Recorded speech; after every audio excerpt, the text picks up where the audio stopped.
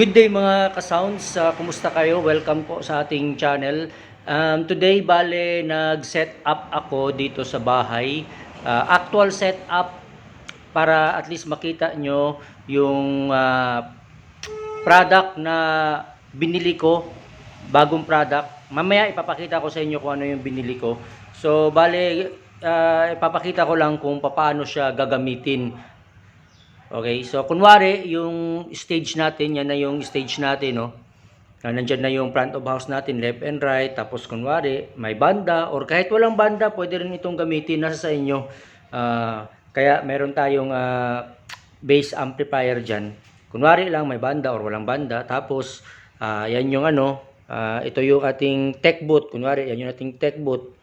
Malayo, it's either 10 meters ang layo. Example lang pwede pang kahit mas malayo, 20, 30 meters, 40, 50, kahit 50, kahit 100 meters.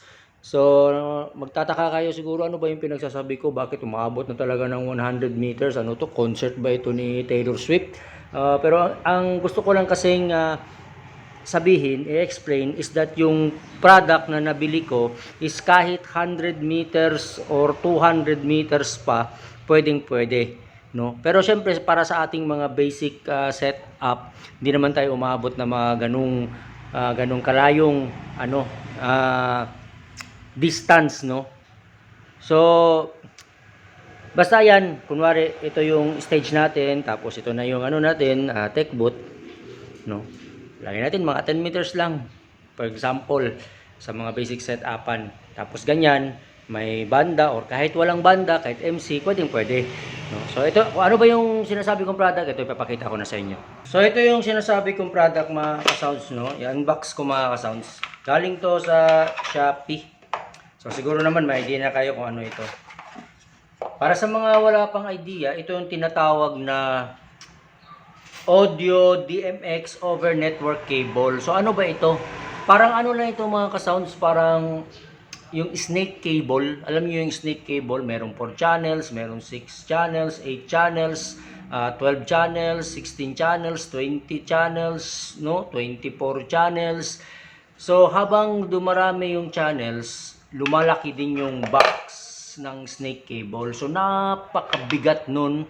And tapos yung cable na ginagamit nun is parang royal cable. So habang dumadami rin yung channel, kumakapal din yung snake cable. So mabigat yun, no? Malaki, mabigat, at most importantly, mahal yun, napakamahal nun. Siguro ang mga 4 channel cables, 4 channel snake cable is mga hindi nagkakapareho ang presyo, no? Merong 6,000, 5,000, ganun. 4 channels pa lang yun, nasa nasa 6,000 na, ganun. Lalo na yung mga 10 channels siguro or 12, nasa mga mga 12, 15,000. So napakamahal. So ito mga ka-sounds, audio DMX network cable over network cable. Ano lang ito? Murang-mura. Bili ko nito is nasa 1,128 lang yata. Basta napakamura lang. Pero 4 channels lang ito, Lahat ng mga audio DMX over network cable is 4 channels lang sila. So kung magdagdag kayo, so bili kayo ng another set of pair para maging 8. Tapos kung gusto niyo maging 12, so dagdag na naman kayo ng another set of pair. Pero kahit magdagdag kayo, matipid at magaan pa rin. Lalong-lalo na sa cable na gagamitin. Kasi ito yung cable na gagamitin mo lang. Tingnan nyo naman kung gaano kanipis lang yan. Ito yung sa LAN cable, internet. No? Pero hindi basta-bastang cable ang gagamitin nyo. Dapat gumamit kayo ng Cat 8. Ito Cat 8. Ito. Dito kasi sa atin yung gamit natin sa internet is Cat 5 or Cat 6. Hindi yun pwede mga ka-sounds. No? Dapat Cat 8. Tapos hindi lang basta-basta Cat 8. Dapat yung shielded. Kasi dalawa yan merong unshielded, meron ding shielded. So ito, shielded dapat. Kasi yung shielded, yun yung mag-serve as ground.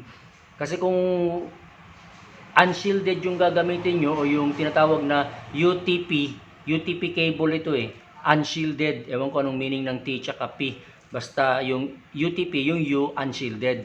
Ito dapat SSS or SSSTP ba yun or STP, basta merong S, ibig sabihin shielded yun, shielded. Kasi yung shielded, as I've said, yun ang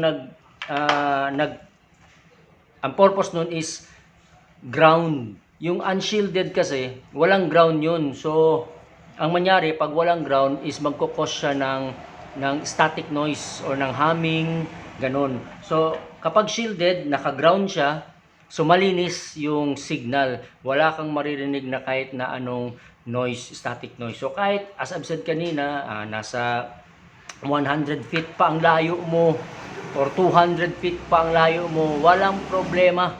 Malinaw na malinaw. Tapos, ito lang ang gamit mo. Murang-mura lang ito mga kasaunso. Alam naman natin yung presyohan ng internet cable is masyadong murang-mura lang.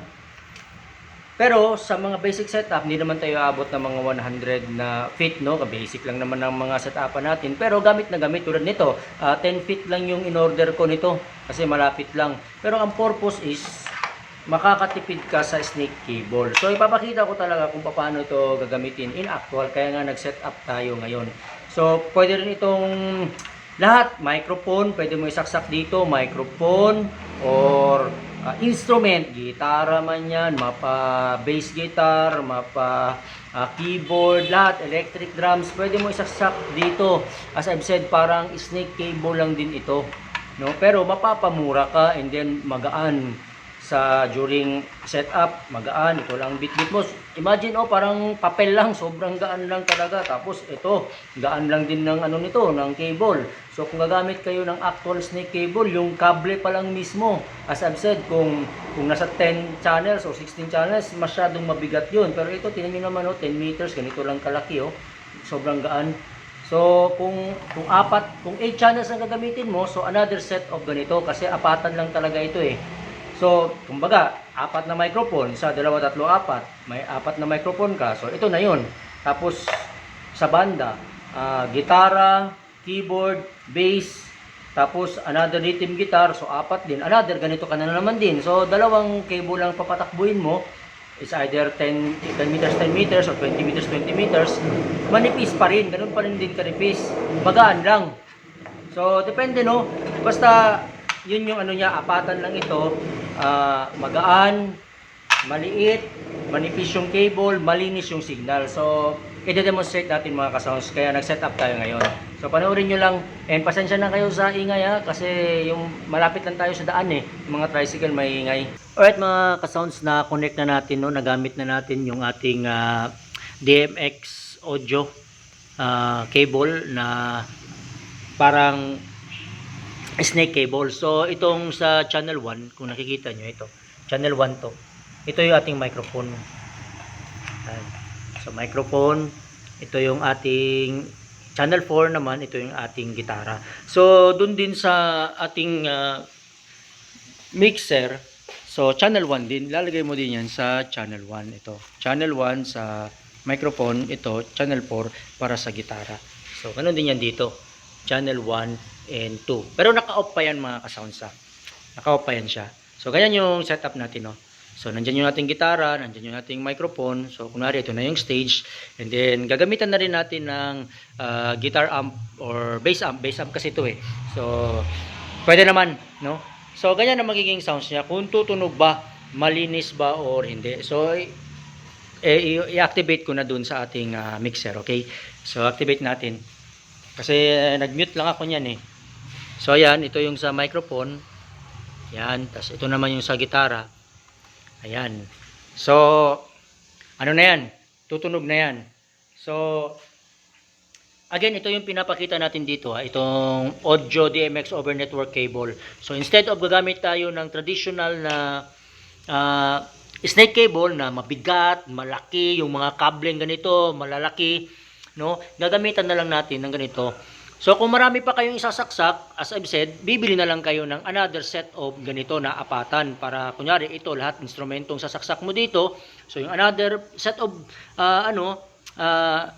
audio DMX over network cable, dun yung mga microphones, no? Pero sa demonstration na ito, microphone and gitara lang yung ano natin, i-demo. So, ayan, naka-activate na yan. So, sa microphone ito yung microphone natin. Hello, sound check, 1, 2. Ayan, narinig nyo naman doon. Sound check, 1, 2, sound check, hey. Ngayon mga ka-sounds, punta tayo sa gitara. Itong gitara natin activated na. So ayan, narinig nyo, di ba? Tumunog yung gitara natin dyan sa guitar amp, tsaka dun sa ating front of house.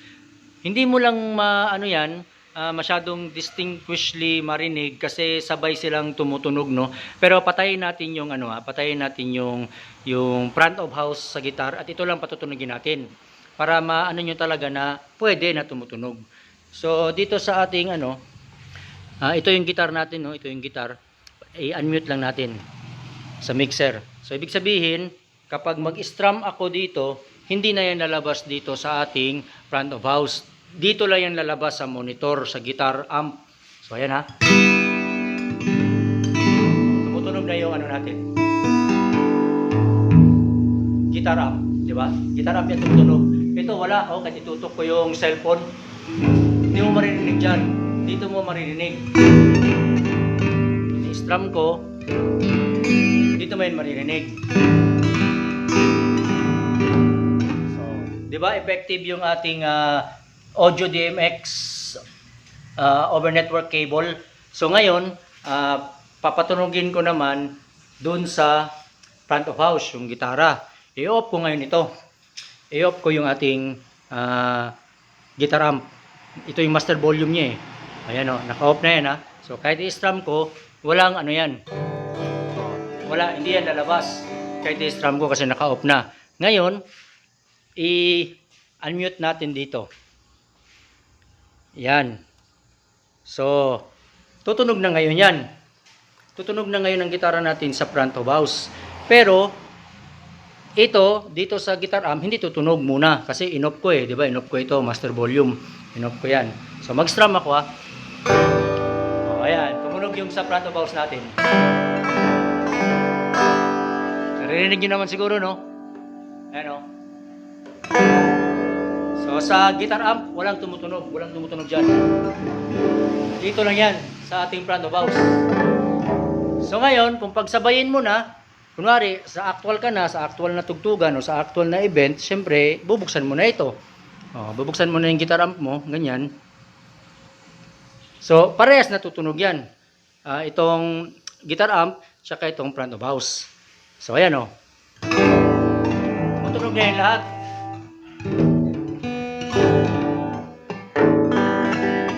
Ayan, tumutunog na lahat. Pati yung ating microphone, syempre, tutunog na rin yan. Hello, sound check, 1, 2, 1, 2, sound check. So, yan mga ka-sounds, tuloy-tuloy yun ha, walang cut yung pag-video natin, di natin kinat, tuloy-tuloy para at least makita nyo talaga yung actual na setup sa live, no? Na ganito na. So, hindi lang ito sa band setup, kahit sa mga microphone setup lang sa stage kung wala kayong mga wireless, tapos ganito yung setupan nyo, tapos malayo yung tech booth. So, hindi na kayo magpapatakbo ng maraming mga microphone cables, especially yung napakamahal na snake cable. So, ito na lang gagamitin nyo. Ito na lang.